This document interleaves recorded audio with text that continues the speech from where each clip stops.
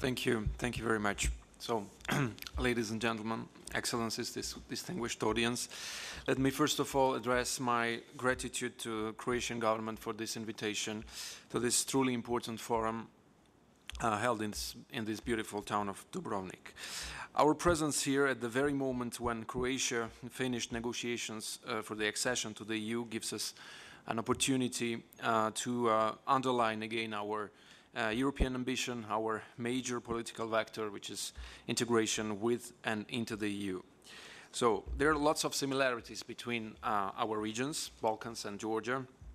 We have been the borderlines of powerful empires in the past, Habsburgs and Ottomans for you, Tsarist and Ottoman for us. We share the Black Sea. We had violent conflicts in the 90s linked to our independence from Yugoslavia and USSR. But there are also differences. Geography matters. Balkans are closer to the heart of the continent, and most of Balkan states are now members of the NATO. Some are members of the EU or candidates to the accession.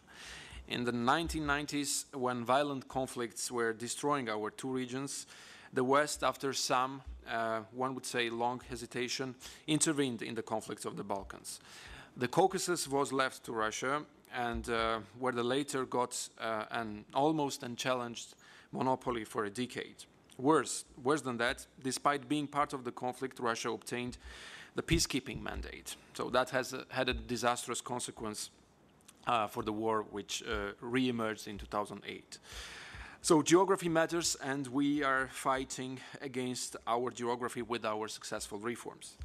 While Georgia was a failed state in the 1990s, we have now literally eliminated corruption and organized crime. We have created one of the most attractive business environment in the world.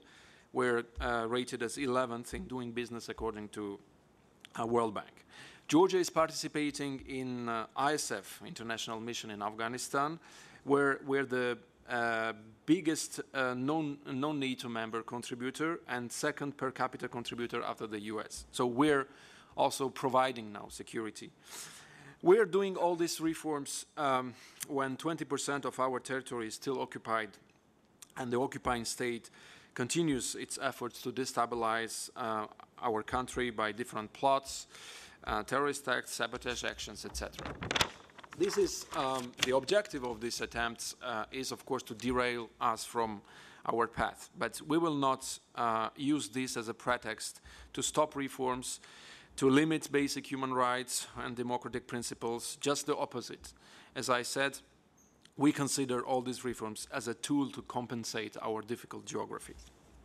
With the accession of Baltic states, Romania, Bulgaria, Cyprus, now Croatia, the frontiers of Europe are moving eastwards.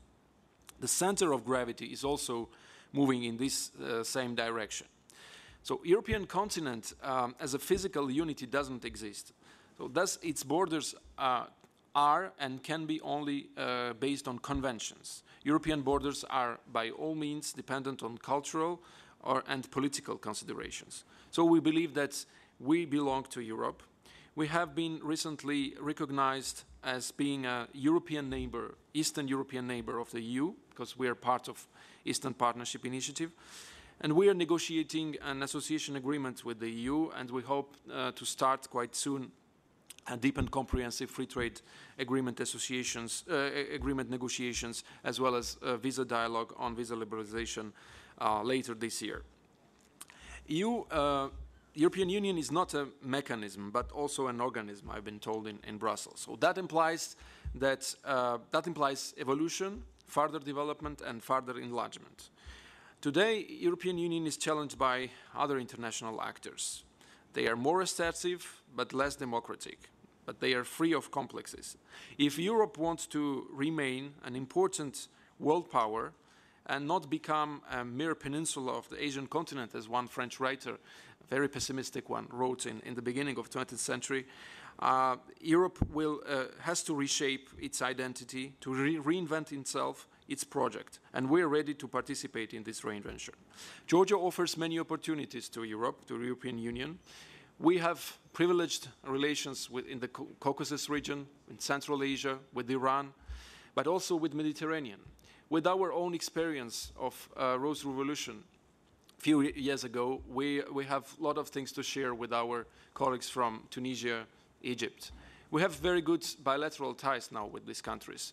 The experts are coming from these countries to Georgia, and we are also sending our experts there.